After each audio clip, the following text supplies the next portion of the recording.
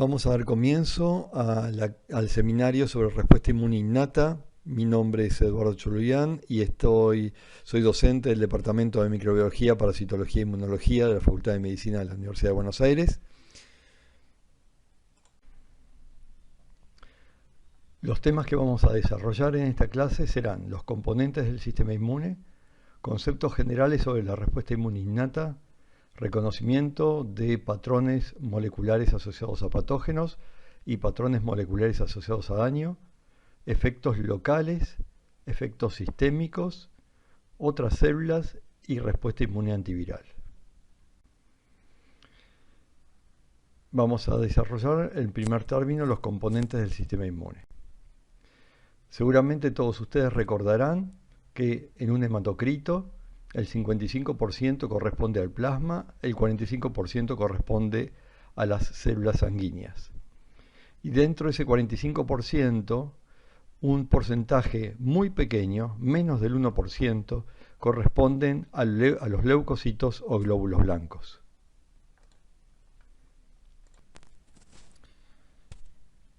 Dentro de esos leucocitos, nosotros reconocemos distintos tipos de leucocitos. Tenemos los llamados leucocitos polimorfonucleares, que incluyen a los neutrófilos, los eosinófilos, los basófilos, los linfocitos y los monocitos, que constituyen las células mononucleares de sangre periférica. Si nosotros analizamos cuantitativamente la cantidad de leucocitos en sangre periférica, observamos que en el recién nacido presenta entre 10.000 a 24.000 glóbulos blancos y en el adulto entre 4.000 a 11.000. Como vamos viendo, en los recién nacidos y a medida que va creciendo ese niño, la cantidad disminuye hasta llegar a los valores normales en adulto, que como les dije es de 4.000 a 11.000 por milímetro cúbico.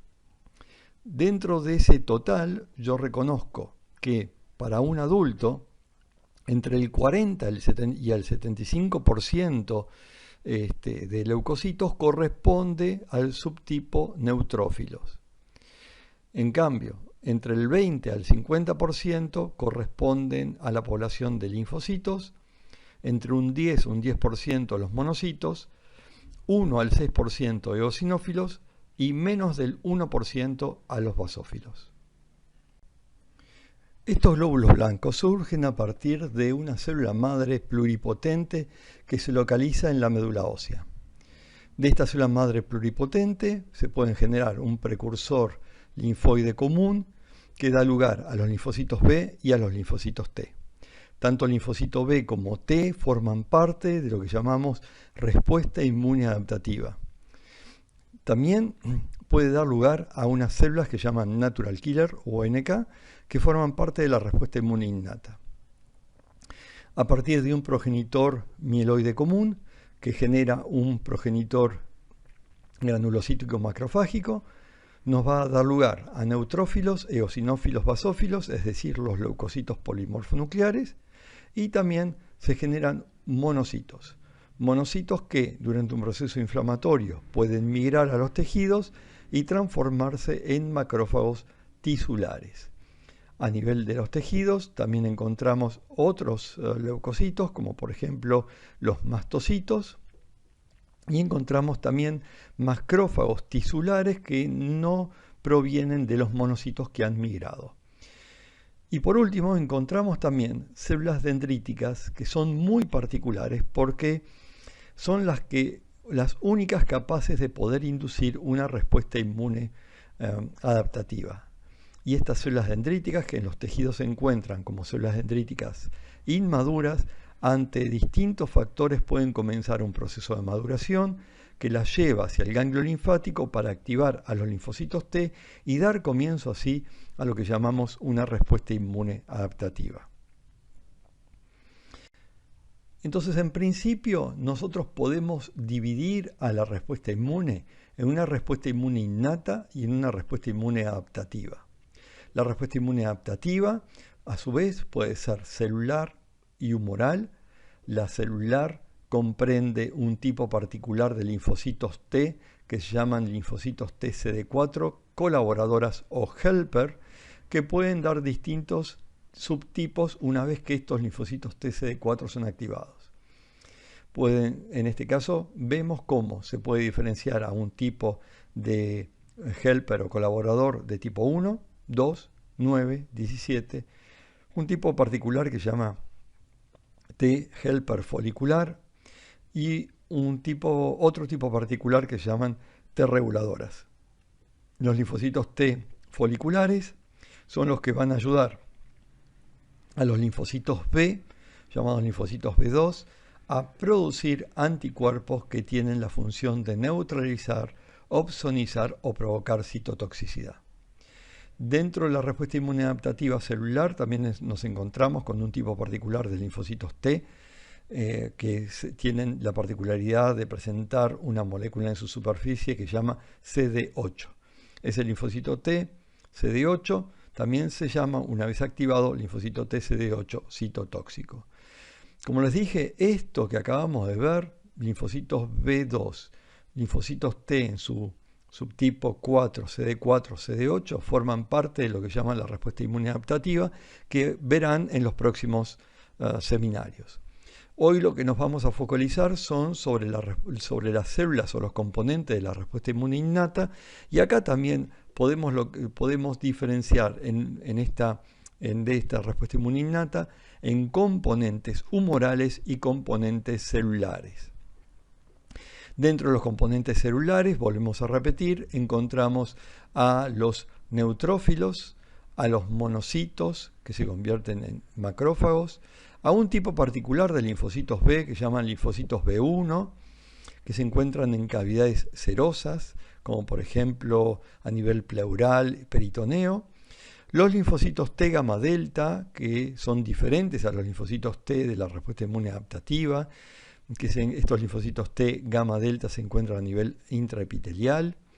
Los mastocitos que ya mencionamos, las células dendríticas inmaduras, que también ya mencionamos, y que en realidad esas células dendríticas estarían actuando como un nexo entre la respuesta inmune innata y la respuesta inmune adaptativa. También encontramos un tipo particular de linfocitos, recientemente se han descrito estos linfocitos, que se llaman linfocitos innatos, que son diferentes a los linfocitos T gamma delta y obviamente son diferentes a los linfocitos T y CD4 y CD8 de la respuesta inmune adaptativa. Otro tipo celular que encontramos como formando parte de la respuesta inmune innata son las células natural killer o NK.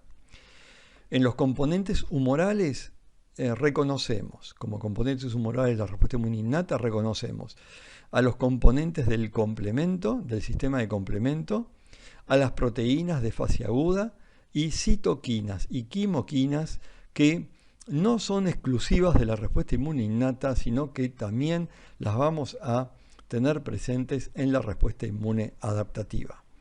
El concepto que tenemos que tener en cuenta en este caso y por el cual nosotros colocamos como algo relevante a las citoquinas y quimoquinas en la respuesta inmune innata humoral es que estas citoquinas y quimoquinas son las que van a condicionar el tipo de respuesta inmune adaptativa que se vaya a desarrollar. Pasamos a los conceptos generales sobre la respuesta inmune innata. La respuesta inmune innata, el primer componente que podríamos considerar son las barreras físicas y químicas, reconociendo como barrera física a la piel y a las mucosas. La piel es una de las barreras físicas más importantes y su función protectora del organismo se puede poner de manifiesto frente a una persona que tiene gran parte de su organismo quemado. En general los quemados se mueren por infecciones y no se mueren por las quemaduras. Las secreciones, las mucosas presentan secreciones mucosas que lo que hacen es tratan de dificultar el acceso de los distintos patógenos para que puedan acceder al epitelio, bloqueando a las moléculas que utilizan esos patógenos para poder adherirse al epitelio y poder invadir al tejido. Dentro de los factores químicos que se encuentran en las mucosas, reconocemos péptidos antimicrobianos, como por ejemplo las defensinas, las lisocimas, la lactoferrina y muchos otros. También forman parte de estas barreras los factores físicos, por ejemplo, la descamación. La descamación de células diarias permite que si alguna célula fue de alguna manera invadida o algún patógeno se adhirió a alguna de esas células, la descamación y el desprenderse de esas células que tiene ese patógeno, de alguna manera nos evita que esa infección pueda progresar. Otra función importante son la presencia de las cilias a nivel del tracto respiratorio, teniendo en cuenta, por ejemplo, que aquellas personas que fuman con un solo cigarrillo destruyen las cilias y necesitan aproximadamente un mes para volver a presentar cilias, haciendo que ese tracto respiratorio, ese epitelio respiratorio, esté mucho más propenso a la infección por distintos tipos de agentes que causan, por ejemplo, cuadros de bronquitis crónica. También todos estos factores físicos nos están de alguna manera ayudando a eliminar distintos tipos de patógenos. Otro componente esencial en estas barreras físicas y químicas es la presencia de una flora normal. Esa flora normal de alguna manera evita que un agente microbiano patógeno se pueda adherir a un epitelio. Es decir, si los distintos sitios están ya ocupados por microorganismos que corresponden a una flora normal, los microorganismos patógenos no van a tener acceso a esos epitelios. Y por último, y esto recalco que es uno de los factores más importantes, es la presencia de un tipo particular de anticuerpo que se llama inmunoglobulina A secretoria. La inmunoglobulina A secretoria tiene como función neutralizar a los distintos microorganismos. Cuando un microorganismo tiene la posibilidad de traspasar esas barreras físicas y químicas, se pone en marcha un proceso inflamatorio, un proceso infeccioso, que se caracterizan por calor, rubor, tumor y dolor.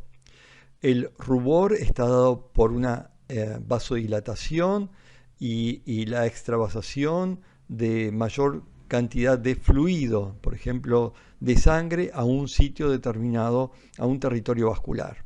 El tumor está dado por el exudado y el trasudado inicialmente y el exudado de líquido desde los vasos hacia el tejido. El calor está dado principalmente por eso, porque hay una mayor cantidad de líquido que se está extravasando, y el dolor está dado principalmente porque disminuye el umbral de las terminales nerviosas aferentes sensitivas y por lo tanto cualquier estímulo logra superar el umbral y por lo tanto transmitir la información nociceptiva, dolorosa. Esta respuesta inflamatoria inicial ocurre de manera inmediata. Una vez que las barreras son traspasadas por algún microorganismo, este proceso inflamatorio se comienza a dar en las primeras horas. Entre las 2, 4, 5, 6 horas, 12 horas, ocurre un proceso inflamatorio que está caracterizado fundamentalmente por un reclutamiento de células, siendo las principales células que son reclutadas en los primeros momentos a los neutrófilos y de manera un poco más tardía a los monocitos. Esta respuesta inmune innata que ocurre inicialmente tiene como función tratar de controlar el proceso inflamatorio y tratar de resolver el problema. Pero hasta tanto eso no ocurra, lo que el sistema tiene en sus manos como para tratar de destruir al patógeno son los componentes de la respuesta inmune adaptativa. Sin embargo, el desarrollo de la respuesta inmune adaptativa lleva mucho tiempo. En una respuesta inmune primaria, es decir, que si es una respuesta inmune que se genera frente a la primera entrada de un microorganismo particular, el tiempo que tardamos en desarrollar elementos específicos que vayan contra el microorganismo es de aproximadamente entre 5, 7, 12, 14 días aproximadamente. Distinto es el caso que uno ya tenga memoria inmunológica frente a ese microorganismo, y en ese caso, en el término de 24 o 48 horas, ya voy a tener componentes de la respuesta inmune adaptativa que van a poder ayudar a la respuesta inmune, a los componentes de la respuesta inmune innata, para poder resolver el problema infeccioso y erradicar a ese microorganismo que nos está invadiendo. Es decir, que como conclusión de esta diapositiva, lo que tenemos que tener en cuenta es que la respuesta inmune innata es inmediata. La adaptativa tarda tiempo.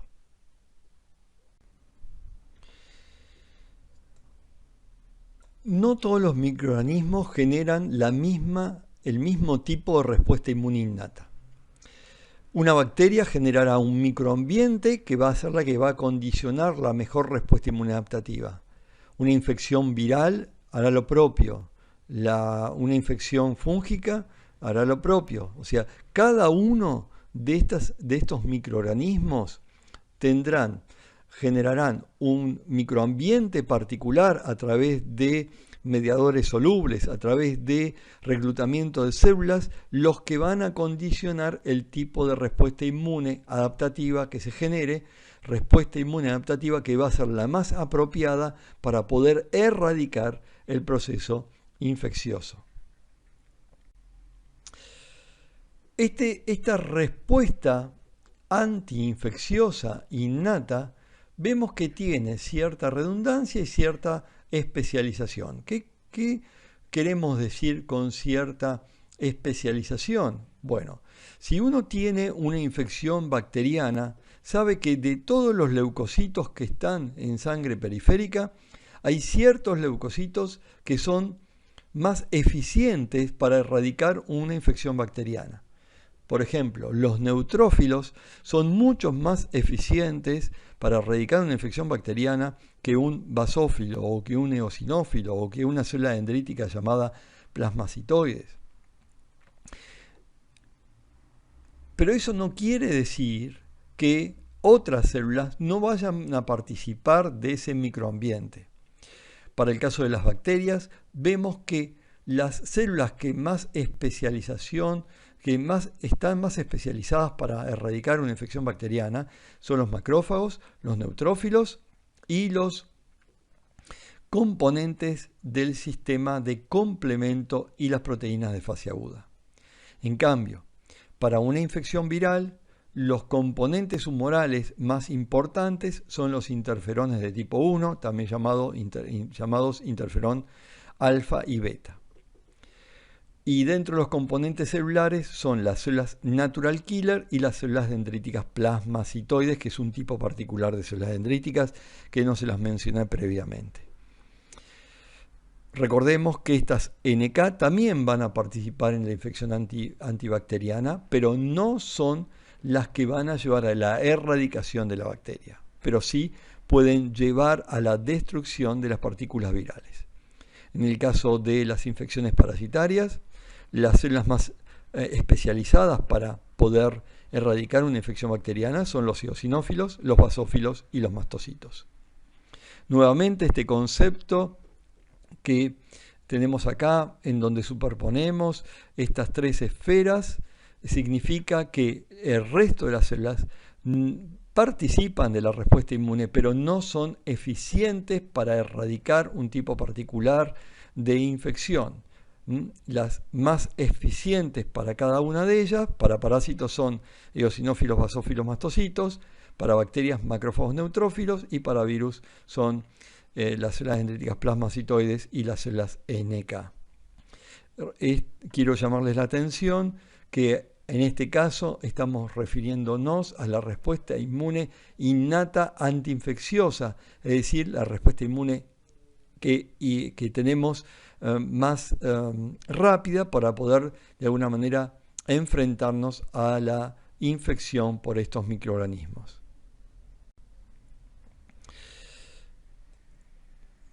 Si uno no reconoce que existe un microorganismo o que hay un problema, no va a poder generar una respuesta. Por lo tanto, el siguiente tema de este seminario será desarrollar cómo logramos reconocer a los distintos microorganismos. ¿Qué es lo que reconocemos o qué es lo que podemos reconocer del microorganismo? Podemos reconocer al microorganismo en sí o podemos reconocer el daño.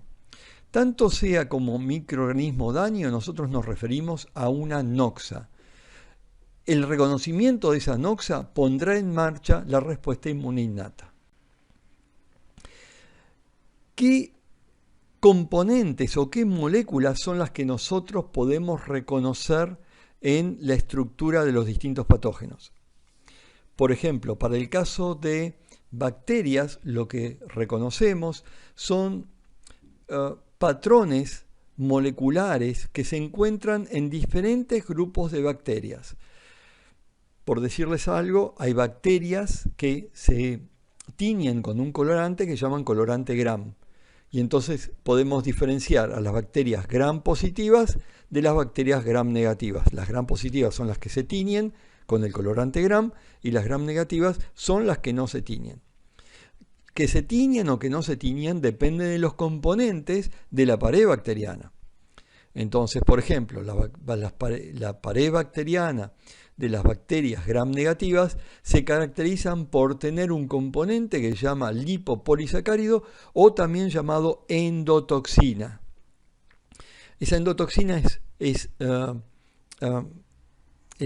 fundamental para aquellos casos en donde se desarrollan los llamados shock o sepsis endotóxica o sepsis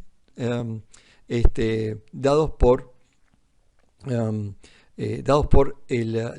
la endotoxina, que en realidad es parte de la pared bacteriana que llaman lipopolisacáridos. En cambio, una bacteria Gram positiva no tiene el lipopolisacárido, pero tiene otros componentes, como por ejemplo el ácido teicoico, el ácido lipoteicoico, que son diferentes. Por lo tanto, el sistema inmune tiene receptores con capacidad de reconocer qué bacteria tiene el lipopolisacárido y cuál no lo tiene. De alguna manera, entonces, este sistema inmune innato me permite tener cierta capacidad de discriminación, reconociendo algún patrón presentes en las bacterias. En cuanto a los patrones presentes a nivel de los virus, reconocemos el ARN viral de doble cadena o de simple cadena, o también puede ser el ADN. Para las bacterias también puede ser el ADN llamado ADN bacteriano. A estos patrones los llamamos patrones moleculares asociados a los patógenos. Estos patrones moleculares asociados a los patógenos son patrimonio de los microorganismos, pero no de los hospedadores, o sea, del huésped. Son esenciales para la sobrevida o patogenicidad del microorganismo, por lo tanto están conservados evolutivamente. Esto me garantiza que el sistema inmune de alguna forma reconozca, porque al ser componentes esenciales de los microorganismos, el microorganismo no puede desembarazarse para poder lograr patogenicidad y poder invadir y poder generar enfermedad. Y son estructuras invariantes compartidas por clases enteras de microorganismos. Es decir, dentro de las bacterias Gram positivas, yo tengo diferentes tipos de bacterias Gram positivas. Ahora, yo no puedo diferenciar cada una de ellas con mi sistema inmune innato. pero sí puedo distinguir entre el grupo gram positivo del gram negativo. Los que van a distinguir cada uno de estas clases pertenecientes dentro de las bacterias gram positivas, cada uno de estos microorganismos, de cada una de estas cepas, va a ser células de la respuesta inmune adaptativa y no células de la respuesta inmune innata. Además de los patrones moleculares asociados a patógenos, dijimos que el sistema inmune innato tiene la capacidad de reconocer patrones moleculares asociados a daño.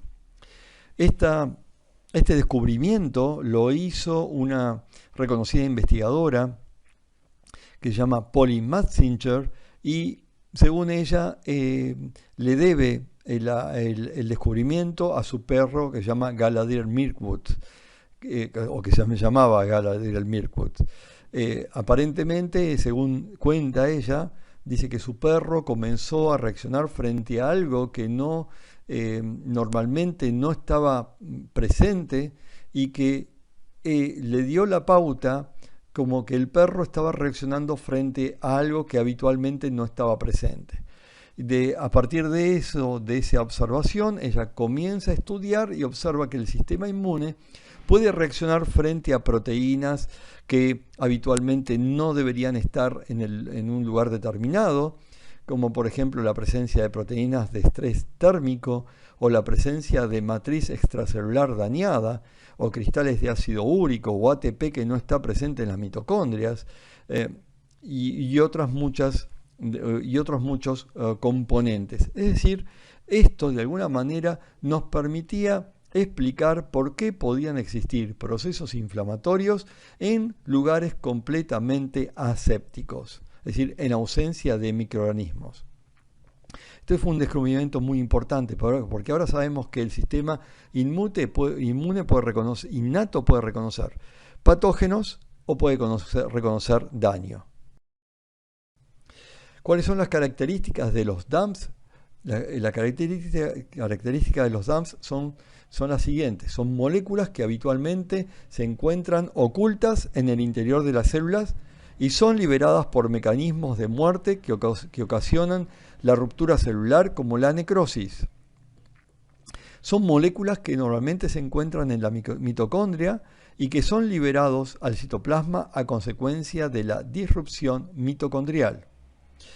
Son moléculas generadas por la fragmentación de componentes de la matriz extracelular como consecuencia de daño tisular. Mencionamos algunos de los DAMPs y acá tienen otros patrones moleculares asociados a daño. Ahora bien, ¿cómo podemos reconocer a la noxa, tanto sea PAMPs, tanto sea DAMPs? ¿Cómo los podemos reconocer? Y el sistema inmune tiene la posibilidad de reconocer a los PAMPs y a los DAMPs a través de una serie de receptores que se llaman receptores de reconocimiento de patrones. O también tenemos receptores llamados receptores para el fragmento Fc, o también tenemos receptores para complementos. Estos receptores pueden ser receptores solubles o pueden estar sobre la superficie celular o incluso en el interior celular. Vamos ahora a describir cómo hace el sistema inmune innato para poder reconocer estas noxas. Nos vamos a focalizar inicialmente en los receptores de reconocimiento de patrones. Como dije, nos vamos a focalizar en los receptores de reconocimiento de patrones. ¿Qué pueden reconocer los receptores de reconocimiento de patrones? Pueden reconocer tanto PAMPs como DAMPs, es decir, patrones moleculares asociados a los patógenos o patrones moleculares asociados al daño. Recordemos que estos patrones moleculares asociados al daño se encuentran en el interior celular y que cuando una célula se muere por apoptosis, los patrones moleculares asociados al daño se encuentran ocultos y estos cuerpos apoptóticos, estas células apoptóticas, serán fagocitados por células de la respuesta inmune innata como macrófagos o neutrófilos y van a generar una falta de respuesta inmune o una respuesta inmune antiinflamatoria. Es decir, mientras el DAMS esté oculto, lo que ocurre frente a una célula viable o frente a una célula apoptótica, no se genera una respuesta inmune inflamatoria. Al contrario, se forma una respuesta inmune antiinflamatoria, ya que estos macrófagos tienen la capacidad de producir citoquinas antiinflamatorias. En cambio, si una célula viable se muere por necrosis, expone los DAMS, libera los DAMS, que son reconocidos por receptores para DAMS, y esto genera una respuesta proinflamatoria. A veces lo que puede ocurrir es que una célula que se muere por apoptosis en un microambiente muy inflamatorio o un microambiente que tiene un proceso inflamatorio crónico, lleve a la necrosis secundaria de la célula apoptótica. De esa manera expone a los DAMS y ahora algo que debería generar un proceso antiinflamatorio, al contrario, termina por generar un proceso proinflamatorio y probablemente la cronicidad del proceso inflamatorio. Encontramos diferentes tipos de receptores de reconocimiento de patrones. Acá vemos en esta diapositiva que hay una serie de receptores que se llaman familia de receptores de reconocimiento de patrones, algunas de las cuales están en esta diapositiva, como por ejemplo los receptores de tipo TOL o TLR, en el humano se llaman TLR y en Drosophila se llama receptor de tipo TOL o TOL, los receptores de tipo NOT o NLR, los receptores de tipo lectina, los receptores de tipo AIM, los receptores de tipo RIG. Y hay más, pero esto es un resumen de cada uno de ellos, como para que ustedes tengan idea de la complejidad del tema reconocimiento de los DAMS y de los PAMS. En el caso de los receptores de reconocimiento de tipo TOL, estos se encuentran en membranas. No necesariamente es la membrana plasmática, sino que tengo ciertos tipos de receptores que van a encontrarse a nivel de los endosomas. Estos tipos de receptores no son endocíticos, es decir, una vez que el ligando, que el PAMS o el DAMS interactúa con el receptor, no van a ser internalizados, sino que van a mandar una señal de un mecanismo de señalización al interior celular para que las células comiencen a producir citoquinas de tipo proinflamatorias. Lo que reconocen los receptores de tipo TOL son los DAMS y los PAMS, algunos ejemplos los tienen ahí en la diapositiva, y como vemos producen citoquinas y quimoquinas y también interferón de tipo 1. Todos estos tipos de citoquinas y quimoquinas son de tipo proinflamatoria. Los receptores de tipo NOT o NLR están en el citosol, también reconocen PAMS y DAMS, también promueven citoquinas proinflamatorias, en particular la interleuquina 1 beta y la interleuquina 18. Los receptores de tipo lectina son receptores que pueden estar en la membrana plasmática y en algunos casos son solubles, se encuentran en los fluidos biológicos. Y lo que están reconociendo son oligosacáridos que normalmente se encuentran presentes en los microorganismos y que no están en nuestras células. Son motivos de carbohidratos ricos en manosa, fucosa y beta-glucano. Muchos de estos receptores median la endocitosis de los microorganismos y activan distintos tipos de respuestas celulares.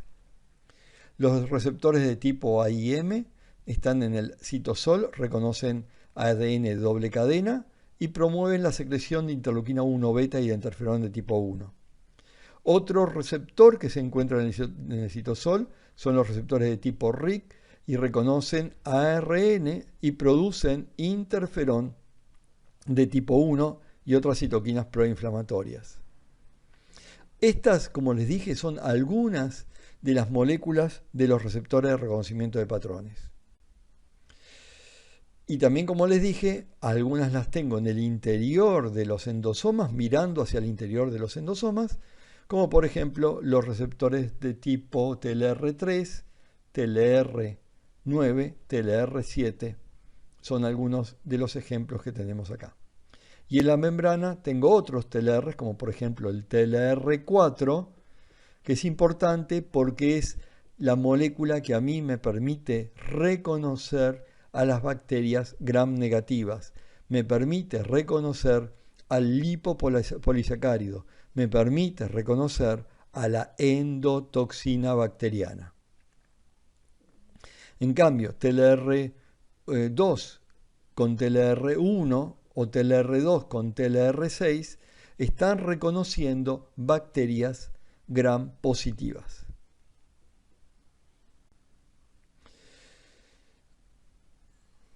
Sea cual sea el ligando y el receptor de tipo TLR involucrado, me van a llevar todos ellos a un mecanismo de señalización, a la transcripción de genes que van a generar citoquinas de tipo proinflamatorias y quimoquinas de tipo proinflamatorias. Principalmente la 2 y la 1, la 2 y la 6, el 5 y el TLR4. En cambio, 9, 3 y 7 no me puede llevar a citoquinas proinflamatorias, pero fundamentalmente me va a llevar a la producción de un tipo de interferón, que es interferón de tipo 1, que tiene una función fundamental en la respuesta inmune antiviral. En cambio, TLR4, TLR2 es fundamental, TLR5 es importante para la respuesta inmune antibacteriana. Con respecto a los receptores de tipo NOT o NLR, lo que hacen estos receptores es activar a un factor de transcripción que se llama NF-κB, no importa, es un factor de transcripción que pasa al núcleo y en el núcleo genera la transcripción de citoquinas proinflamatorias, en particular las citoquinas, como les dije, de interleuquina 1, beta e interleuquina 18. Pero para poder lograr la producción y la liberación de estas citoquinas interleuquina 1 beta e interleuquina 18, requieren que se forme una estructura que se llama inflamasoma. El inflamasoma me va a permitir activar a unas caspasas que van a hacer que las citoquinas inmaduras que llaman prointerleuquina 1 beta y prointerleuquina 18 se activen y se liberen como citoquinas activas, es decir, interleuquina 1 beta secretada, interleuquina 18 secretada. Repito entonces, en estos casos se requiere para la producción de interleuquina 1 beta y la producción de interleuquina 18, en realidad para la secreción de interleuquina 1 beta activa, interleuquina 18 activa, necesitamos una estructura llamada inflamasoma que se genera cuando se activa un receptor de tipo NOT o NLR. Esa estructura inflamasoma me activa una caspasa y la caspasa hace que otros mecanismos de señalización que me llevaron al aumento de síntesis de interleuquina 1 beta, interleuquina 18 inmaduras, que se llaman prointerleuquina 1 beta y prointerleuquina 18, ahora puedan ser activadas por las caspasas y se produzcan interleuquina 1 beta, interleuquina 18 secretadas. Este proceso también me lleva a lo que se llama la piroptosis, que es una forma de muerte diferente a la apoptosis, es una forma de muerte programada, pero que me lleva a un proceso inflamatorio, a diferencia de la apoptosis, que me lleva a un proceso de tipo antiinflamatorio. La relevancia de estos receptores son, por ejemplo, que una mutación en uno de estos receptores, como por ejemplo el receptor NLRP1, está asociado con el desarrollo de una enfermedad autoinmune que se llama vitiligo. Y en otros casos, una mutación en el receptor de tipo NOT se asocia con una mayor predisposición a padecer una enfermedad inflamatoria que se denomina enfermedad de Crohn. Simplemente esto se los digo para que vean que existe una relevancia de todos estos receptores que les acabo de mencionar. Esta diapositiva tiene simplemente como objetivo mostrarles el proceso que yo les dije que me lleva a la secreción de interleuquina 1 beta e interleuquina 18. Acá, como vemos, en una superficie celular yo tengo un receptor de tipo NOT que reconoce el ligando, que es el lipopolisacárido. Esto estimula la síntesis de las citoquinas inmaduras, que es la prointerleuquina 1 beta. Ahora bien, la activación del receptor de tipo NLR o NOT me lleva a la formación de un complejo que es llamado inflamasoma, que me activa una caspasa, y la caspasa lo que va a llevar es a la generación de la interleuquina 1 beta activa y ahora se secreta.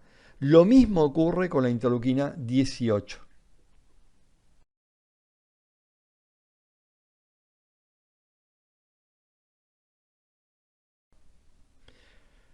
Bien, pasemos ahora a describir el reconocimiento de los microorganismos a través de los llamados receptores para el fragmento FC.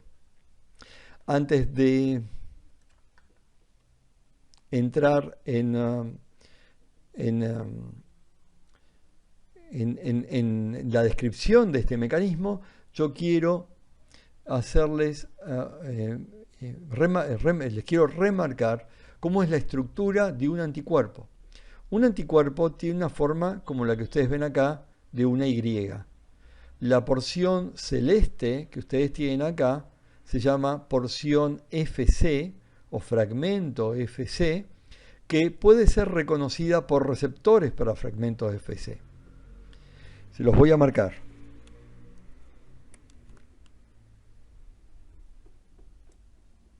Esta es la molécula de inmunoglobulina, esta porción es el fragmento FC y este es el receptor FC.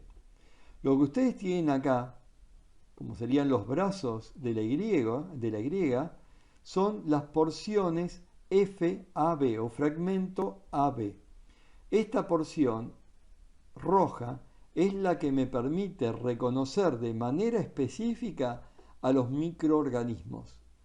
Y ese reconocimiento genera un cambio de conformación en la porción FC y ahora el receptor FC tiene la posibilidad de reconocer a este complejo que se llama complejo antígeno-anticuerpo. Es decir, el reconocimiento de los microorganismos por la porción FAB genera un cambio de conformación en la porción FC y ahora es reconocido por los receptores FC. ¿Qué tipos de receptores FC conocemos? Bueno, hay varios. Tenemos los receptores FC de la inmunoglobulina G, que llaman receptores FC gamma. Tenemos el 64, el CD64, el CD32, el CD16. O lo que es lo mismo llamar receptores FC gamma 1, gamma 2, gamma 3. Como regla, recuerden que el 1 es el de mayor valor, CD64. Al dividir por 2 tenemos 32 y al dividir por 2 tenemos 16. Lo único que hay que recordar es que el FC gamma 1 es el de mayor valor y el receptor FC gamma 3 es el de menor valor. Empezamos con el 64, dividimos por 2, 32, 16. Pero lo importante, más que los números o la denominación, es saber cómo funciona. Y acá tenemos una bacteria y tenemos un organismo en donde ya tiene preformado anticuerpo contra esa bacteria. Esas moléculas de anticuerpos reconocen a la bacteria, la opsonizan, es decir, la recubren, reconociendo epítopes determinados, puntos determinados sobre la superficie de la bacteriana, y ahora este complejo que se llama antígeno, bacteria, anticuerpo, va a ser reconocido por el receptor para la porción FC del anticuerpo y es ahora internalizado, fagocitado para ser destruido en el interior de los fagolisosomas. Hay situaciones en donde una vez constituido el complejo receptor antígeno-anticuerpo, y en este caso les voy a marcar cuál es el antígeno y cuál es el anticuerpo.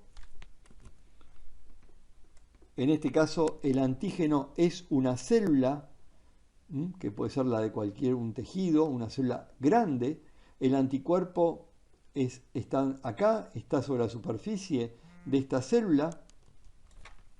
Y ahora lo que es reconocido por esta célula que tiene receptores para Fc, es reconocido la porción Fc.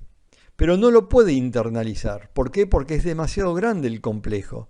En ese caso lo que hace es activa a través de mecanismos de señalización y libera el contenido de los gránulos de la célula para que la célula mate a esta célula blanco a través de mecanismos microbicidas secretorios.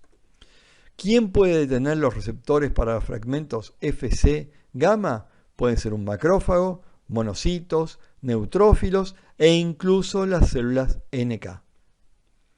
Este mecanismo de citotoxicidad que acabo de explicar es un mecanismo de citotoxicidad celular llamado citotoxicidad celular dependiente de anticuerpos. Depende de anticuerpos para que se active la célula, para que libere el contenido de los gránulos, para que ese contenido de los gránulos provoque la lisis de la célula blanco. Bien, ahora nos vamos a focalizar sobre otra forma de reconocer a los patógenos y es a través de los receptores para complemento. Antes de entrar en detalle en lo que es el sistema de complemento, veamos acá una bacteria que está opsonizada por fragmentos de complemento, fragmentos que son reconocidos por receptores para esos fragmentos sobre la superficie de la célula. Y una vez reconocido, esto es internalizado, al igual que lo hacían los receptores para Fc, y se produce la destrucción del patógeno en el interior celular. El sistema de complemento tiene relevancia más allá de lograr la opsonización de microorganismos. El sistema de complemento, descrito por Jules Bourdet, un belga, está compuesto por 40 proteínas plasmáticas que actúan de manera como si fuera una cascada proteolítica que tiene como función actuar de manera no solo de opsonizar, sino que también promover el reclutamiento de fagocitos, generar inflamación y también en algunos casos de generar la lisis bacteriana. Este descubrimiento lo hizo Jules Bourdet, y para lograr la lisis bacteriana necesitaban la ayuda de otros componentes del suero y al cual en realidad esa ayuda de otros componentes del suero se estaban refiriendo a los anticuerpos. En ese momento no sabían que eran los anticuerpos, pero sabían que algo presente en el suero era importante para que se pudiera poner de manifiesto al sistema de complemento, es decir, a la lisis bacteriana. Y ese componente que uno necesitaba para poner de manifiesto el complemento desaparecía si al suero se lo calentaba a 56 grados. Es decir, que este sistema de complemento que genera la lisis bacteriana es un sistema termosensible. En cambio, el otro sistema, que era el de aglutinación, que nosotros ya lo vimos, que en realidad son los anticuerpos que están opsonizando a la bacteria, anticuerpos, si recuerdan, eran las porciones FAB que opsonizaban la bacteria y eran reconocidos por receptores Fc. Ahora, ese complejo podía ayudar a que el complemento provocara la lisis. Si no tenía a ese complejo antígeno-anticuerpo, no se producía la lisis bacteriana. El sistema de complemento tiene una terminología muy compleja, que no sé si es muy relevante para ustedes. Simplemente tienen que saber que hay distintas formas de activar el complemento, y si se activa por una vía clásica, se utilizan la C mayúscula para denominar algunos de los componentes de complemento, y en cambio si es por otra vía utilizan la B seguida de un número.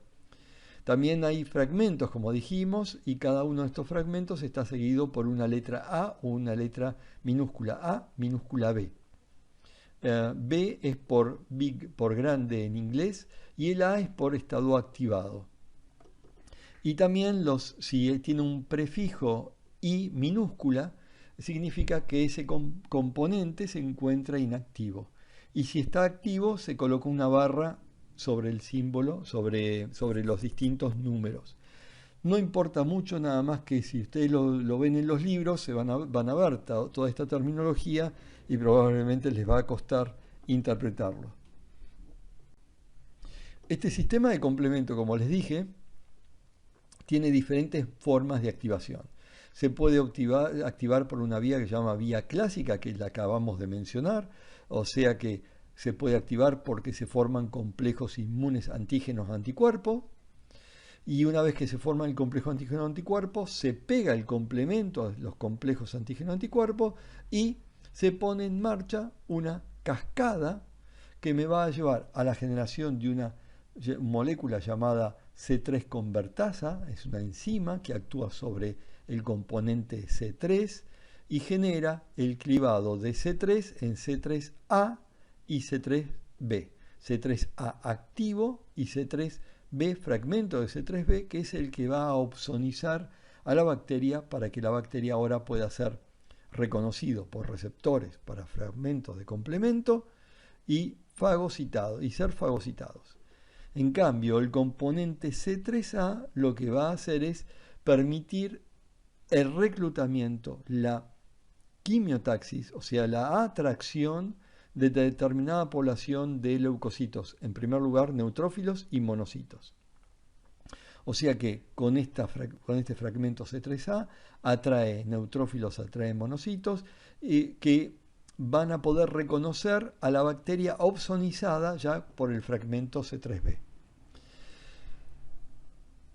Ese paso inicial de C3 convertasa también me va a permitir formar una C5 convertasa que va a actuar sobre el fragmento o sobre el componente C5.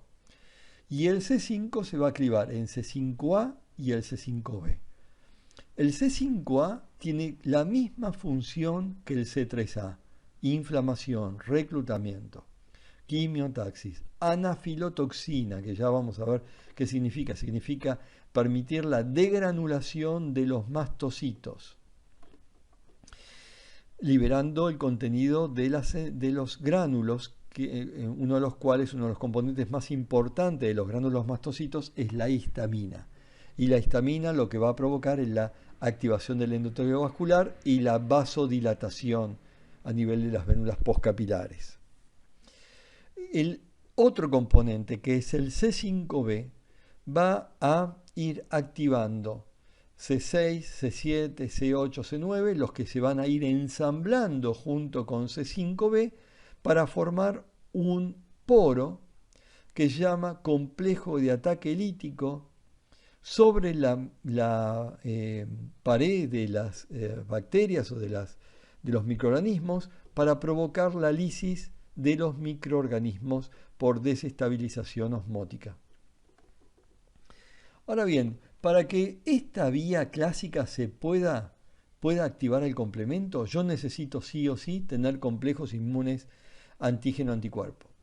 Y si ese microorganismo entró por primera vez al organismo, yo no voy a tener anticuerpos preformados, porque los anticuerpos se desarrollan por la respuesta inmune adaptativa, que tarda un cierto tiempo. Entonces, en determinadas situaciones uno ve activación del complemento, pero que no está mediado por los complejos inmunes, sino que puede estar mediado por la unión de una proteína que se llama proteína de unión amanosa, que reconoce oligosacáridos en la superficie de los microorganismos. Esa vía de activación se llama vía de las lectinas, y esta proteína unión amanosa se produce a nivel hepático por la acción de una citoquina que se llama interleuquina 1 e interleuquina 6. A ver, una vez activada esta vía, vuelvo a tener la misma C3 convertasa. En realidad los componentes de la C3 convertasa van a ser diferentes, pero la función va a ser la misma. ¿Cuál es la función? Clivar el C3 en C3A y C3B. Y generar la C5 convertasa para generar el complejo de ataque lítico. Ahora bien, también se vio que hay otra forma de activar el complemento, que es una forma que espontáneamente se activa al sistema de complemento, aún en ausencias de microorganismos. Esa vía se llama vía alterna del complemento y se da de manera espontánea en la superficie de los microorganismos y también se puede dar sobre la superficie de mis células, pero en la superficie de mis células yo tengo proteínas reguladoras que van a evitar que la activación de esta forma de complemento progrese hacia la formación de la C3 convertasa. Es decir, que esta vía alterna es la vía que tengo a mano y que se activa constantemente y que la estoy regulando. O sea que la primera forma de activar el complemento es por la vía alterna, le sigue las lectinas y se le sigue la vía clásica. Obviamente que si yo tengo anticuerpos preformados y tengo formación de complejos inmunes, se va a activar rápidamente la vía clásica. Todas ellas forman la C3 convertasa, la C5 convertasa, con los fragmentos de C3b que van a opsonizar, con el fragmento de C5a y C3a que van a activar y reclutar neutrófilos y monocitos, y con el fragmento de C5b que me va a permitir la polimerización de otros componentes que me va a llevar a la formación de un poro que se llama complejo de ataque lítico. También tenemos que tener en cuenta que hay otra forma de activar el complemento, que es a través de la vía de la coagulación, de la cascada de la coagulación. Por ejemplo, la trombina, que puede activar al sistema de complemento actuando sobre C5. Y el factor 7 activado también puede actuar sobre C5, llevando a la formación del complejo de ataque lítico. ¿Cuáles son las funciones del complemento? Una ya la vimos: opsonizar, como vimos antes, a los microorganismos y permitir ahora reconocimiento por los receptores, internalizarlos, fagocitarlos, internalizarlos y destruir a nivel de los fagolisosomas. También la otra función, también ya la vimos, es la formación del complejo de ataque lítico, o sea, un poro que desestabilice osmóticamente al microorganismo y provocando la lisis osmótica del microorganismo. La tercera función es la función de inducir una reacción inflamatoria.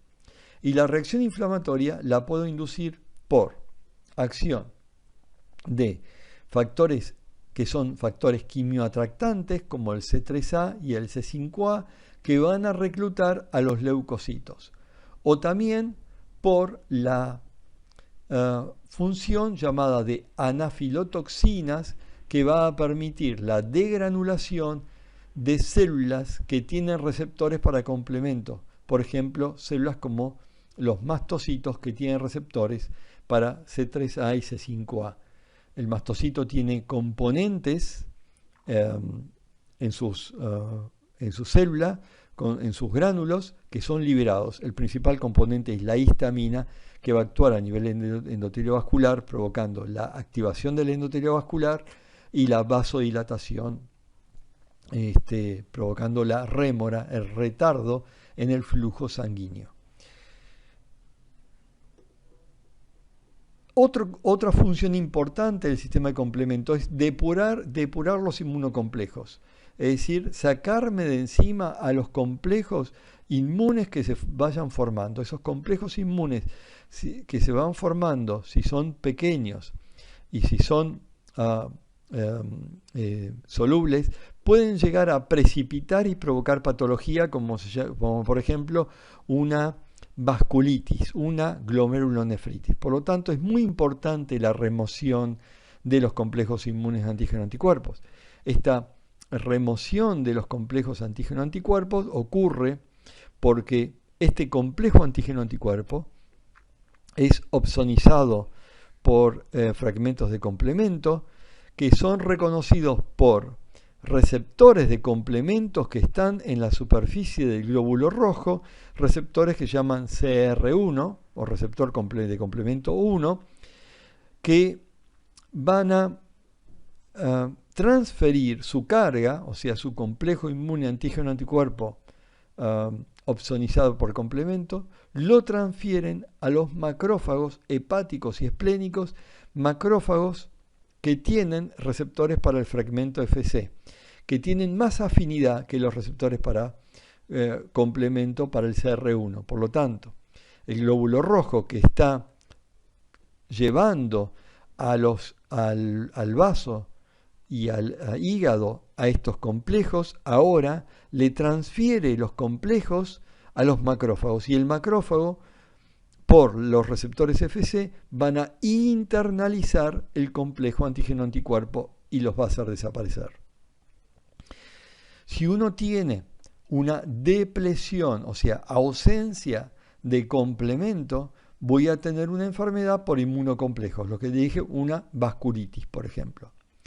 O lo que puedo tener es mucha cantidad de complejos inmunes antígeno-anticuerpos, y entonces sobrecargo el sistema y entonces voy a tener también una enfermedad por inmunocomplejos. Otra función es facilitar la producción de anticuerpos. O sea, fíjense que parte de la respuesta inmune innata, en este caso, que es el complemento, va a facilitar y facilita porque en la membrana de la célula responsable de producción de anticuerpos se encuentran receptores llamados CR2 que van a reconocer a una partícula, microorganismo opsonizados. Esa partícula opsonizada es reconocido por un receptor para el microorganismo que está en la superficie del linfocito B, lo reconoce a través de lo que llaman el BCR o receptor B, que se lo señalo acá.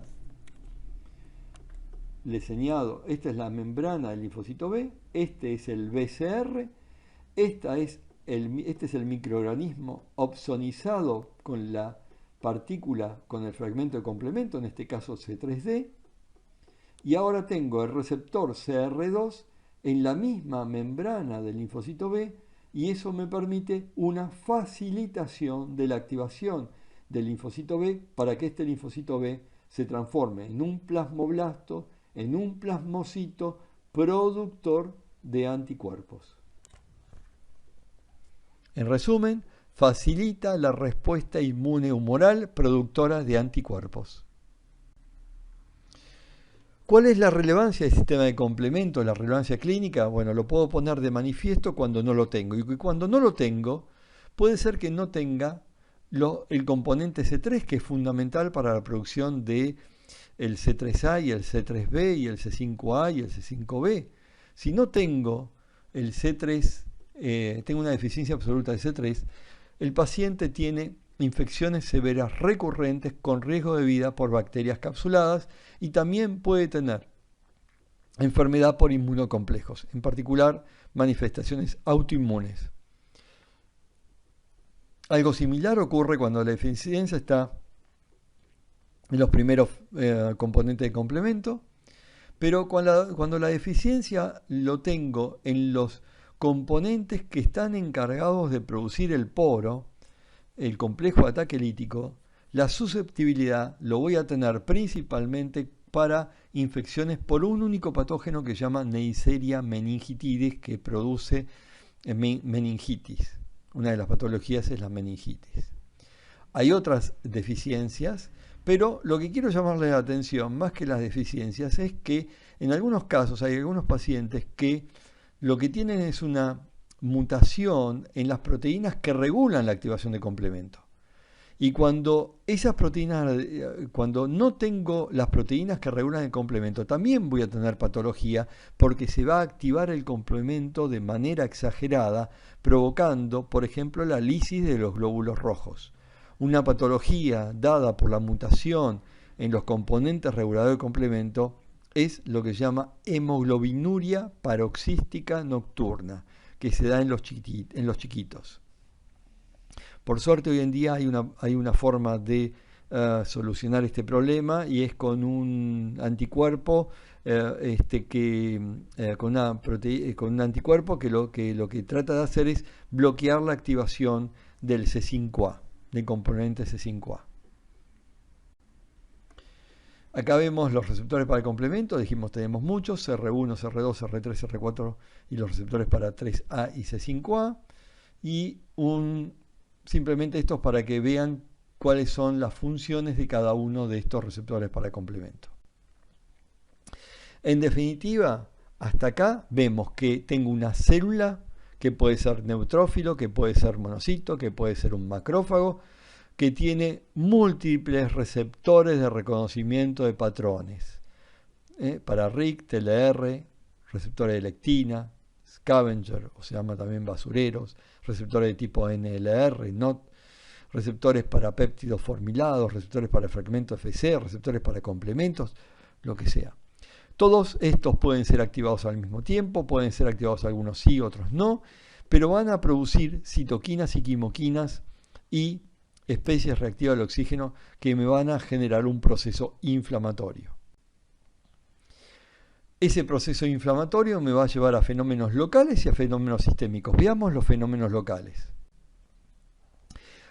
Si yo veo los fenómenos locales, lo que voy a ver es producción de citoquinas, producción de péptidos antimicrobianos, producción de factores quimioatractantes que me van a llevar al proceso de inflamación, activación de complemento y fagocitosis. Eso es lo local. Lo local es inflamación. Lo local es inflamación con producción de citoquinas, siendo las principales citoquinas proinflamatorias la interleuquina 1, la interleuquina 6 y el factor de necrosis tumoral alfa.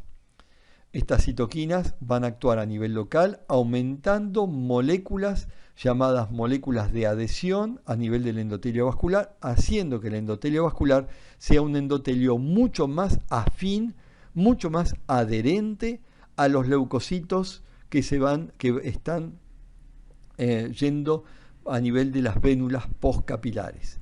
Esos leucocitos ahora se van a extravasar, va a aumentar la permeabilidad vascular y va a aumentar el ingreso de componentes como factores solubles, como es el complemento, anticuerpos, que si tienen afinidad por los antígenos, por los microorganismos, se van a unir, proteínas de fase aguda, que vamos a ver van a ser producidas por el hígado, y todo eso va a aumentar fundamentalmente el drenaje de todo lo que ustedes tienen ahí en ese foco inflamatorio hacia los ganglios linfáticos, que es donde va a comenzar a desarrollarse la respuesta inmune adaptativa.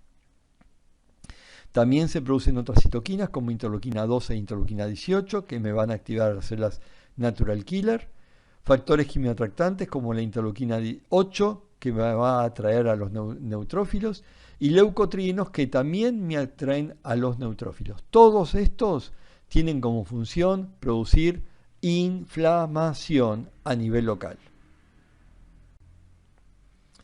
Y esta inflamación es fundamentalmente marcado por el reclutamiento de leucocitos al sitio.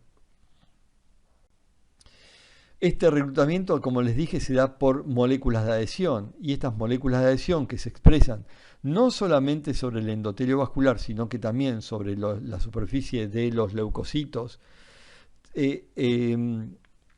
forman parte de unas familias de moléculas de adhesión, como por ejemplo selectinas, cialomucinas, integrinas, moléculas pertenecientes a la superfamilia de inmunoglobulinas y caderinas. Cada una de estas tiene a su vez varios componentes, y lo más importante de saber de todos estos es que algunas tienen una interacción muy transitorias y otras una interacción más estables, y otras interacción que me permite mantener la estructura de un órgano. Por ejemplo, las selectinas y las cialomucinas tienen interacciones muy inestables, transitorias, irreversibles, reversibles. En cambio, las integrinas, interactuando con la superfamilia de inmunoglobulinas o con matriz extracelular, tienen ya interacciones mucho más estables. En cambio, las caderinas, que interactúan con caderinas, son las que tienen la mayor estabilidad y son las que me dan la estructura de un determinado órgano. Dentro de las moléculas más importantes que me permiten la adhesión y la extravasación del neutrófilo, tenemos la L-selectina interactuando a nivel del endotelio vascular con el ligando de P-selectina, la P-selectina interactuando con el ligando de P-selectina, la E-selectina interactuando con el ligando de P-selectina. El ligando de P-selectina puede estar en el endotelio, la P-selectina en el endotelio, la E-selectina en el endotelio y los ligandos en el neutrófilo. Y todo esto me lleva a una interacción que se llama rodamiento, que es nada más y nada menos que un leucocito, un neutrófilo, que está rodando por el endotelio vascular y que puede ser adherido de manera estable siempre y cuando otros componentes participen, como por ejemplo la integrina, como por ejemplo el FA1 es una integrina que interactúa con un componente de la superfamilia de inmunoglobulinas que se llama ICAM1. Esa interacción me permite que haya una interacción estable que se da porque la integrina se activa por la acción de una quimoquina. En definitiva, hay muchas moléculas que participan y que me permiten una adhesión estable y el comienzo de la transmigración a través del endotelio vascular. Y esto es simplemente para mostrarles la complejidad del fenómeno, ya que todo ese mecanismo de migración en donde la adhesión, la interacción está dado por moléculas de adhesión, ahora bien, esas adhesiones son facilitadas, las migraciones, por la existencia de moléculas llamadas quimoquinas. Las quimoquinas son muchísimas, se dividen en 4 familias, cada familia tiene varios componentes y lo más importante que tengan en cuenta con respecto a las quimoquinas es que es un sistema redundante y promiscuo. Un mismo receptor de quimoquina lo puedo tener sobre distintos tipos celulares, por ejemplo, CXR1 está sobre neutrófilos y monocitos. Y sobre CXR1 tengo varios ligandos, CXL8, CXL1, CXL7, pueden ser algunos de sus ligandos. O sea, es un sistema promiscuo y es un sistema redundante. La función de las quimoquinas es atraer leucocitos. También es activar integrinas para permitir la atracción, para permitir la interacción entre moléculas de adhesión y de esa forma la atracción de poblaciones leucocitarias. Acá tenemos las etapas de la migración, el rodamiento, la adhesión estable y la transmigración, todo esto facilitado para llegar a fagocitar a los microorganismos que se encuentran en el tejido intersticial. Los neutrófilos son las primeras células que llegan al sitio de inflamación. Los neutrófilos tienen gránulos en los cuales encontramos muchas enzimas, tienen mucha capacidad de citotoxicidad, pero hay que tener en cuenta que este neutrófilo no solamente puede producir daños a través de algunos de sus componentes, como por ejemplo la elastasa neutrofílica, que es una proteasa, que actúa sobre las fibras de elastina, provocando el daño de la matriz extracelular.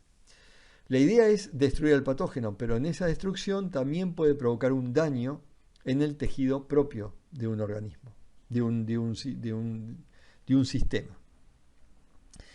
Ahora bien, reconocida la bacteria, la puede fagocitar y puede destruir en el interior del fagolisosoma porque baja el pH en el interior de los fagolisosomas y de esa forma logró la destrucción. Pero el neutrófilo, para evitar ese daño inespecífico sobre el tejido donde está produciéndose el proceso inflamatorio, tiene una forma de morirse que se llama netosis. Y la netosis significa una forma de muerte controlada, programada, que de alguna manera genera que la cromatina en el interior del núcleo se esparza, el contenido de los gránulos se adhiera a esa cromatina y ahora provoque un daño mucho más localizado de los microorganismos y no un daño tan inespecífico sobre los tejidos. Los neutrófilos que llegan al sitio de infección, al sitio de inflamación, van a ejercer un fenómeno de microvicida sobre los distintos microorganismos. En primer lugar, lo que van a hacer es reconocerlo, internalizarlo y producir algún mecanismo de microvicida.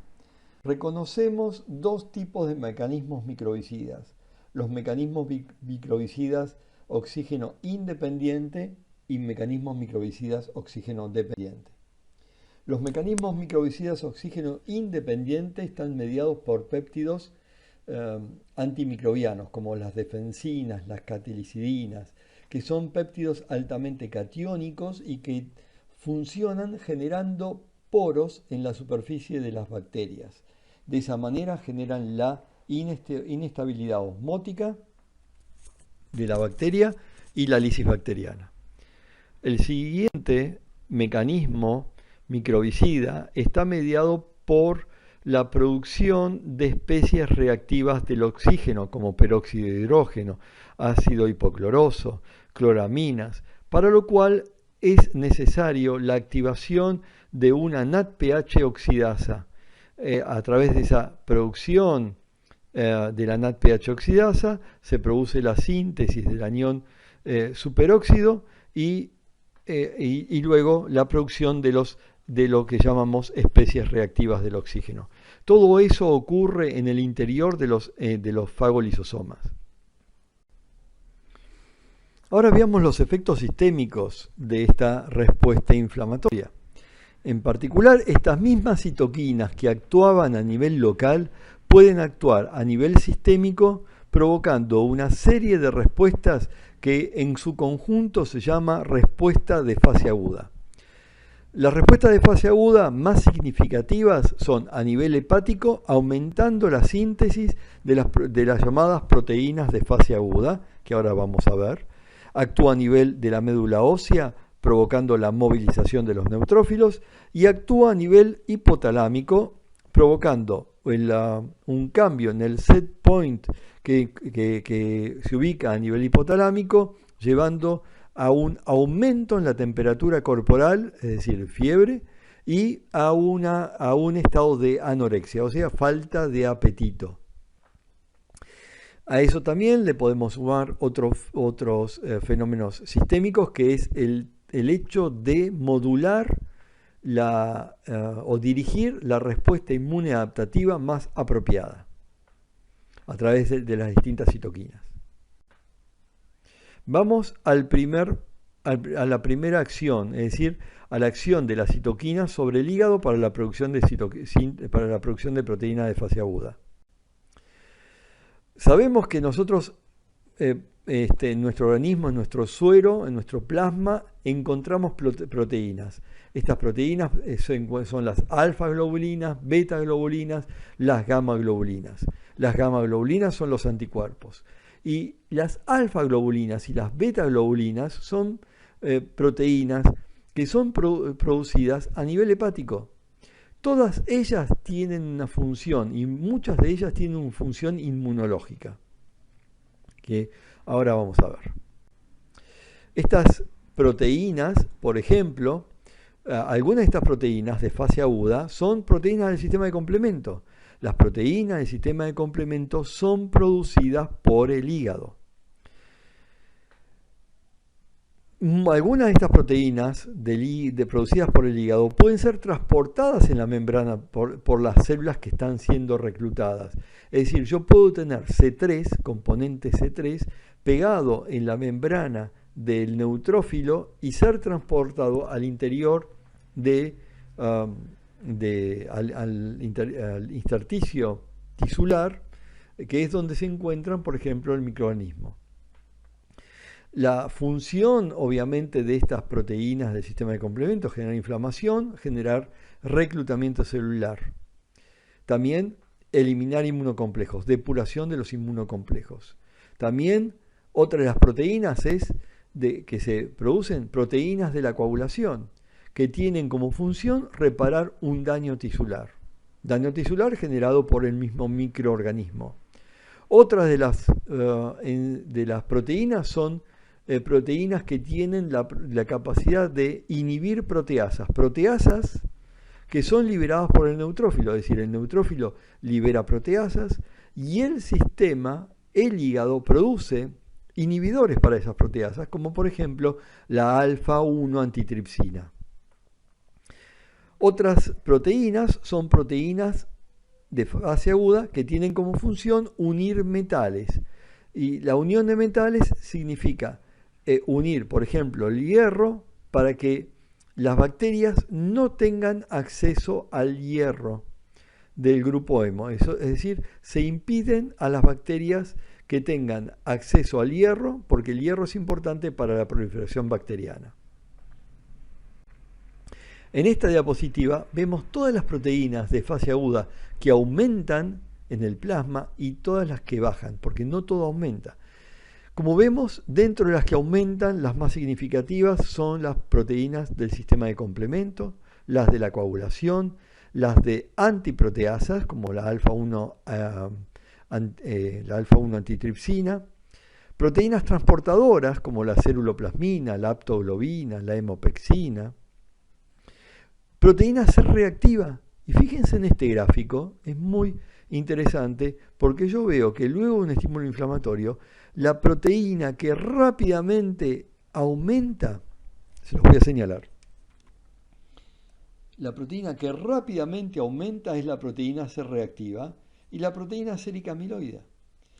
La proteína C reactiva tiene una función que es activar el complemento, por ejemplo.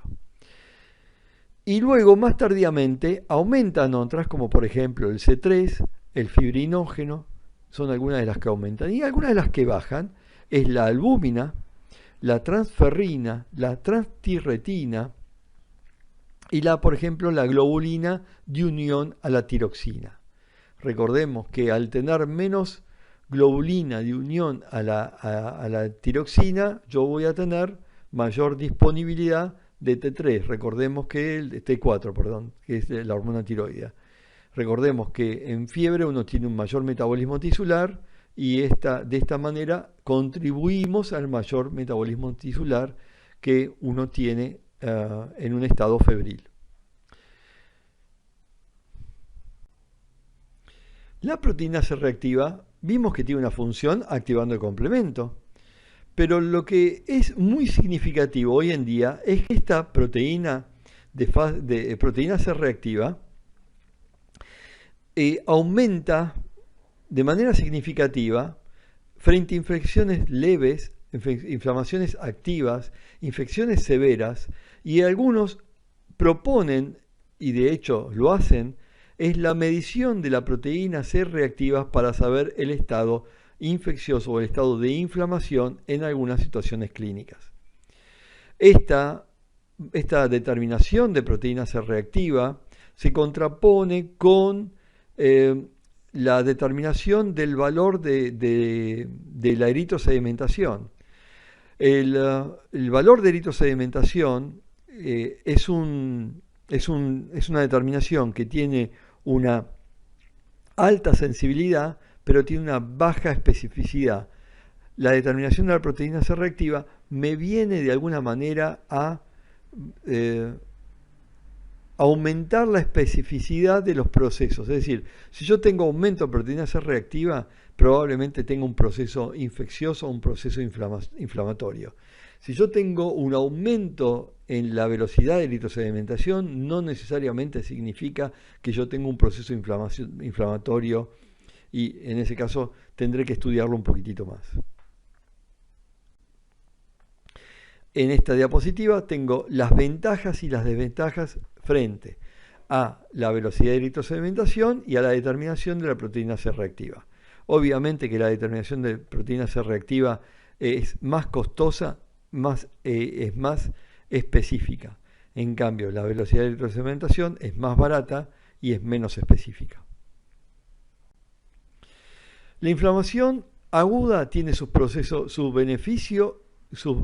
efectos beneficiosos y sus efectos indeseables. En esta diapositiva se ven todos los fenómenos beneficiosos y en el cuadro de la derecha se ven los fenómenos indeseables, como el dolor, somnolencia, destrucción tisular, algunos de los fenómenos indeseables. Por lo tanto, es importante poder resolver el problema inflamatorio agudo para evitar que llegue a la cronicidad. Con la cronicidad me llega el déficit funcional de algún sistema, de algún órgano, por ejemplo, de alguna articulación.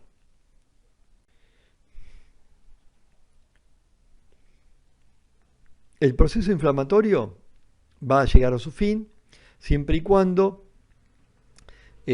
haya una erradicación del microorganismo y simultáneamente una apoptosis de las células que han fagocitado a los microorganismos. Esas células apoptóticas son reconocidas por otras células macrófagos que se encuentran en el sitio inflamatorio, y ahora ese macrófago que estaba produciendo citoquinas proinflamatorias a través del reconocimiento de moléculas sobre la superficie de células apoptóticas, cambia la producción de citoquinas proinflamatorias hacia la producción de citoquinas antiinflamatorias. De esta manera, el proceso inflamatorio comienza a disminuir. Hay otras células del sistema inmune innato que nosotros no me he referido hasta ahora. Una de esas células son los eosinófilos. Los eosinófilos, como ustedes ven en esta diapositiva, tienen una serie de moléculas en su membrana muy importantes. También tienen receptores de reconocimiento de patrones, tienen moléculas de adhesión, tienen receptores para quimoquinas y tienen en el interior gránulos específicos, como vemos acá, en donde tienen una serie de enzimas, de fosfatasas, colagenasas, etcétera, que una vez se produce la activación de estos eosinófilos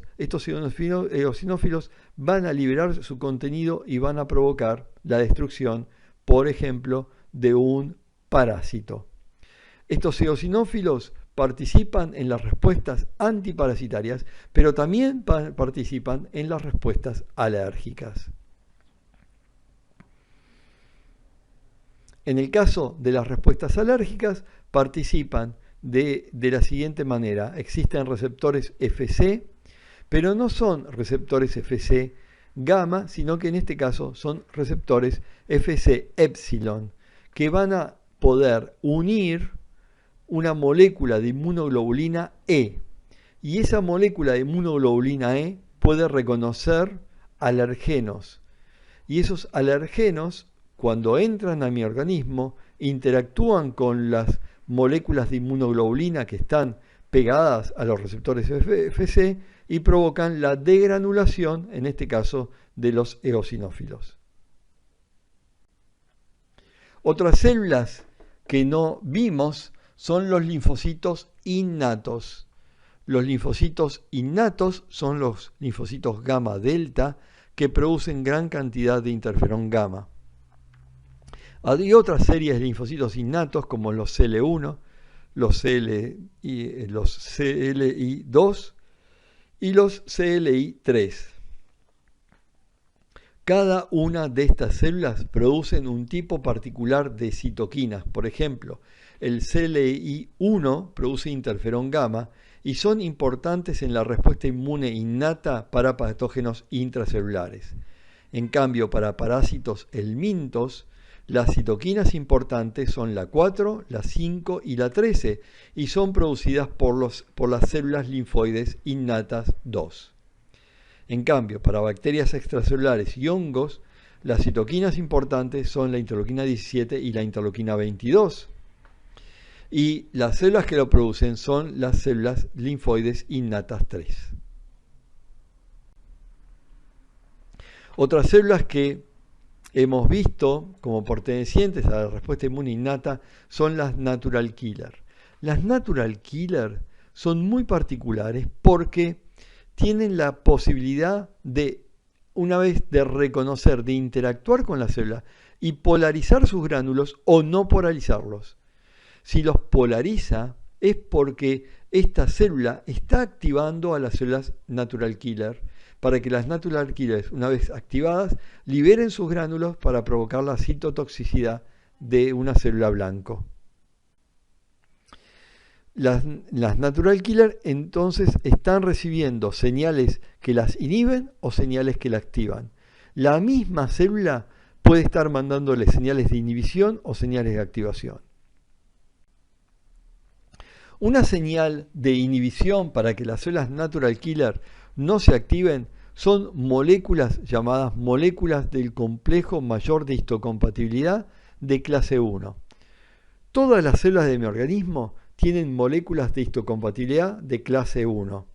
Por lo tanto, si una célula lo tiene, significa que esa célula no es una célula anormal, no está infectada, no es una célula tumoral. Por lo tanto, le manda una señal de inhibición a la NK para que la NK no se active.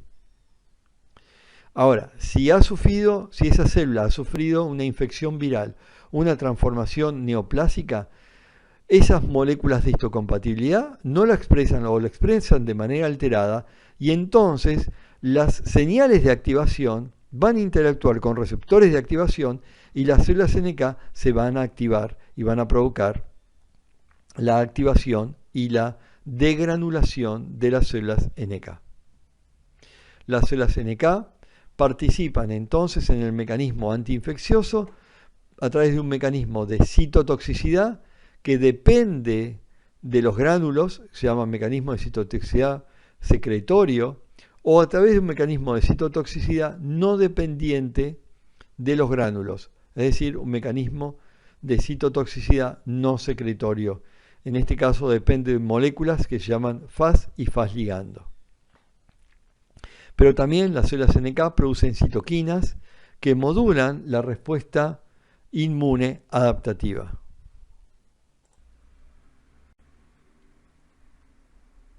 No solamente funcionan en los mecanismos microbicidas antivirales o antitumorales, sino que también tiene una inmunidad contra bacterias y parásitos intracelulares y, como les dije, regula la inmunidad adaptativa a través de la producción de una citoquina que se llama interferón gamma. Otra de las células de la respuesta inmune adaptativa y que no he mencionado previamente son un tipo particular de células dendríticas llamadas células dendríticas plasmacitoides, que son importantes en las infecciones virales, que son muy poquitas, son del 0,2 al 0,8% de células mononucleares de sangre periférica, que expresan receptores de tipo TLR 7 y 9, que reconocen ADN bacteriano y ARN viral y ARN viral. Tiene una gran capacidad de producción de interferón de tipo 1. Y el interferón de tipo 1 tiene actividad antiviral. Los vemos principalmente en sangre periférica y en los órganos linfáticos secundarios, a estas células dendríticas plasmacitoides.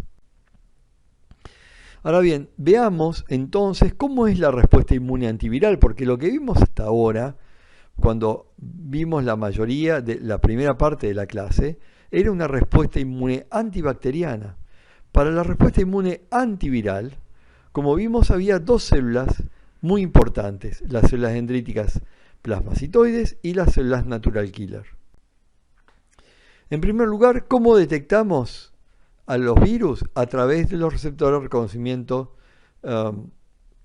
virales, como por ejemplo los receptores de tipo TLR, los de la familia RIC. Todos ellos, una vez que reconocen que se tratan de ácidos nucleicos, van a producir interferón de tipo 1. y esos principalmente las células dendríticas plasmocitoides. Pero todas las células tienen capacidad de producir interferón de tipo 1. El interferón de tipo 1, frente a una infección viral, son las primeras citoquinas que se producen que van a poder contrarrestar la infección viral. No la van a poder erradicar, pero la van a poder contener hasta que comiencen a aparecer las células natural killer. Como lo que ustedes ven en esta diapositiva, en amarillo, es acá, en amarillo, es la carga viral. Vemos que esta carga viral aumenta inicialmente, se estabiliza, gracias a la acción de la respuesta inmune antiviral innata, soluble, mediada por interferón de tipo 1, y celular, mediada por las células natural killer. Pero esta respuesta innata permite controlar, pero no erradicar. La erradicación va a estar dada por la respuesta inmune adaptativa y en particular los linfocitos T citotóxicos y los anticuerpos neutralizantes.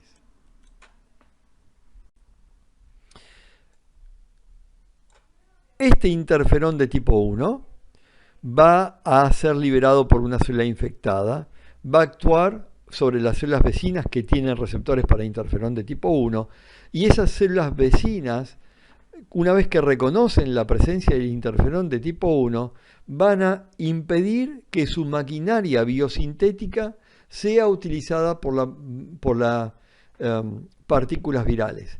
De esa manera, lo que está haciendo el interferón de tipo 1 es interferir con la síntesis de proteínas propias y virales. De esta manera evitamos que la partícula viral prolifere, se replique, prolifere en el interior de más células, destruyéndolas.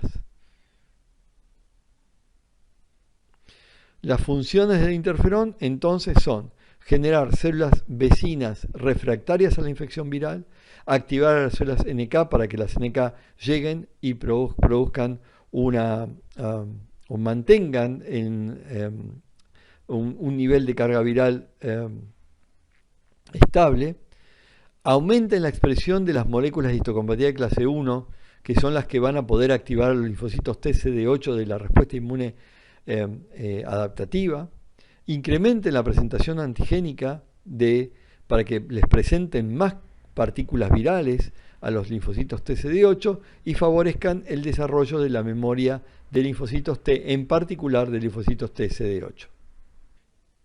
Por último, vamos a ver la relevancia clínica. Cuando ustedes hablan de respuesta inmune innata, inflamación, lo que van a ver inicialmente es un aumento de leucocitos, lo que llamamos una leucocitosis. Pero tienen que tener en cuenta que una leucocitosis no necesariamente es un fenómeno patológico. El embarazo, la infancia, un esfuerzo me pueden llevar a lo que llamamos una leucocitosis fisiológica. Llamamos leucocitosis cuando el valor de leucocitos está más allá de los valores normales, es decir, más allá de los 11.000 glóbulos blancos por milímetro cúbico. También tenemos leucocitosis reactivas frente al calor, frente al estrés agudo, o por luego una hemorragia, una quemadura, o pueden ser por causas infecciosas, bacterianas, víricas o neoplásicas, o incluso debido a fenómenos tóxicos. Esas leucocitosis pueden ser a predominio de neutrófilos, y llamamos neutrofilia cuando tenemos un aumento absoluto por más allá de los 7.500, y ahí vemos de nuevo que pueden ser causas fisiológicas o patológicas, o puedo tener una neutropenia, que son valores que estén por debajo de los 2.000 en neutrófilos por milímetro cúbico. Si hay neutrófilos por debajo de 500, el paciente está en severo riesgo de vida, de infección. Con lo cual estos pacientes deben recibir sí o sí un factor estimulante de colonias granulocíticas macrofágicas para aumentar los niveles de la salida de neutrófilos de médula ósea. También puede haber una monocitosis, en este caso hablamos de monocitosis cuando tengo un valor por encima de 900 por milímetro cúbico y una monocitopenia por debajo de los 100 por milímetro cúbico. Y acá vemos las razones por las cuales me pueden dar una monocitosis. También puedo tener una linfocitosis. Las linfocitosis en principio, la mayoría son infecciones agudas víricas, pero también pueden tener infecciones crónicas como brucelosis, tuberculosis, hepatitis. Y también puede haber una disminución de linfocitos, lo que se llama una linfopenia. Las eosinofilias se dan fundamentalmente en trastornos alérgicos y trastornos parasitarios y pueden ser de distintos grados, leve, moderado o grave. Los graves cuando tengo por encima de los 5.000 por milímetro cúbico. La basofilia es rara, es muy rara, se da cuando uno tiene basofilios por encima de los 100 por milímetro cúbico. Por último, les quiero decir que así como el sistema inmune tiene una forma de actuar para contener la infección viral, la infección bacteriana, también el microorganismo ha desarrollado estrategias que traten de evadir la respuesta inmune innata. Una de las formas de evadir la respuesta inmune innata es inhibiendo el reclutamiento de neutrófilos. Otra forma es inhibiendo la activación de la vía alterna del complemento. O también induciendo la muerte del neutrófilo, inhibiendo también la fusión de los fagolisosomas. Y de esa forma, por más que yo tenga al microorganismo en el interior del fagolisosoma, si yo inhibo la fusión, voy a estar evitando que el contenido de los gránulos, los lisosomas, pasen al lugar donde se encuentra el patógeno y de esa forma no se puede producir la destrucción del patógeno. Y por último, podemos lograrlo a través de la inhibición de los intermediarios reactivos del oxígeno o a través del secuestro de los intermediarios reactivos del oxígeno. De esa manera uno puede llegar al foco, pero no se produce la destrucción a través de los mecanismos microbicidas oxígeno dependientes, generando lo que llamamos un granuloma que puede ser a base de neutrófilos o a base de eosinófilos. De esta manera damos por terminado la clase de inmunidad innata y espero que si alguno tiene alguna pregunta lo puede enviar a mi mail o lo puede consultar con los ayudantes. Muchas gracias.